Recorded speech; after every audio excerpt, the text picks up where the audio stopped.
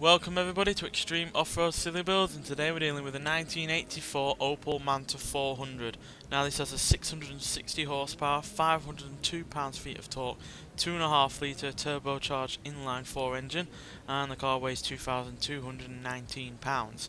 So yeah, pretty damn light, pretty powerful. I could have obviously put in a bigger engine than this. I could have put in a V8, but I want to keep the original engine in it because it wasn't all that powerful to start with. So yeah, it has more than twice the power it had originally.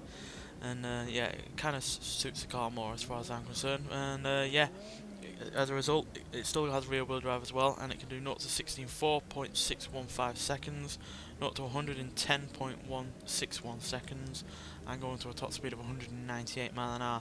Now those acceleration times aren't all that much faster than it was from stock, again because it is only rear wheel drive, and yeah, only so much a certain car can take, and we couldn't actually upgrade the tyres. I'm pretty sure they're already off-road tyres, but they wouldn't let me upgrade them besides the width, so that's all that's happened. So yeah, there's not all that much that's been able to be changed in terms of the handling, but yeah, it still has off-road suspension, and yeah, it obviously was a rally car in the back in the day, so it should be able to handle this course well. It's whether or not it can handle the power on top of that. So yeah, let's see what it can do. I personally love this car stock, so I'm hoping it does well with all this extra power. My big theory is it's going to end up like the Ariel Nomad, where it's a car that can go off-road, but with that extra power added into the mix, it misbehaves. So I'm hoping it's not like that, but there's every chance it will be. Bit of oversteer there.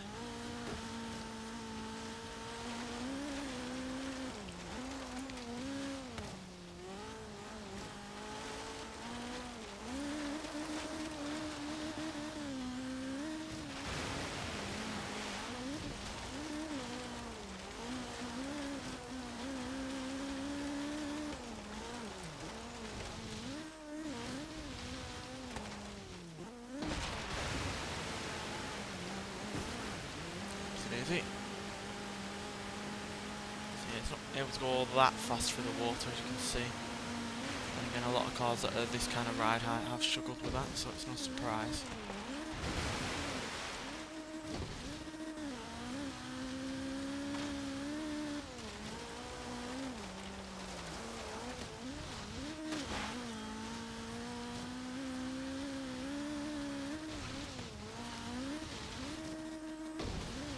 Dealing with the bumps and the jumps fine though.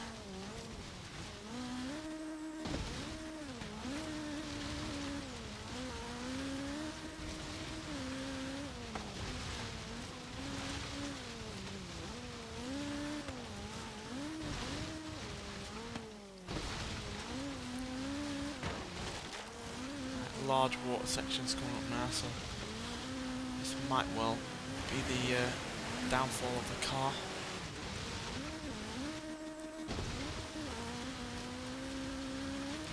It's certainly capable of keeping up with a decent amount of speed over all the off-road parts, but in terms of the water, as you can see, the speed drops dramatically. Well, it's holding 70 mile an hour plus there, so it's better than some of the lower riding cars.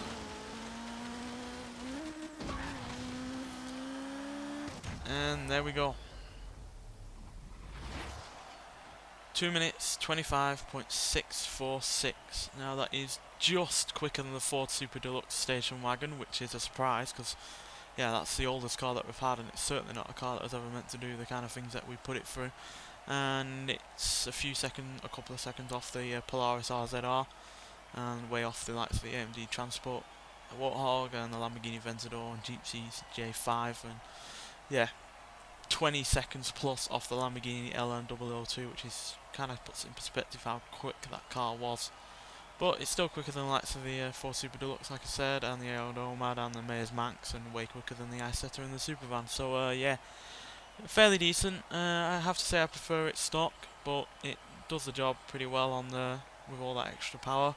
I do think a V8 would have made the car worse to handle, because all that extra weight up front, and still having only rear wheel drive would have made it pretty hellish in terms of trying to keep it under control, because as you saw in parts of that, it was struggling for traction, it was oversteering, etc. So yeah, any more power and I think this car would struggle even more, so I think I'll make the right choice, but you never know until you try it. But yeah, you only get one chance and one chance only with a car, so yeah, that's its time for that one time, but still fairly decent, and yeah, could have gone a lot worse. Anyway, thanks for watching, and I'll see you in the next one. Bye.